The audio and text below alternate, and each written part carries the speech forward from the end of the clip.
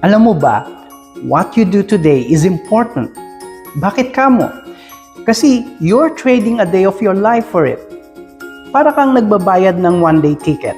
Pero ang question, saan mo siya gagamitin? Kung buong araw, puro scroll ka lang sa phone, parang bumili ka ng VIP ticket tapos nanood ka lang ng ads. Pero kung ginamit mo yung oras para mag-grow, mag-spend ng time with family, or help someone, basta mga bagay na kapaki-pakinabang, sulit yung bayad. Kasi isang araw na yon, hindi na yan babalik. Kaya piliin mo wisely kung saan mapupunta yung araw mo.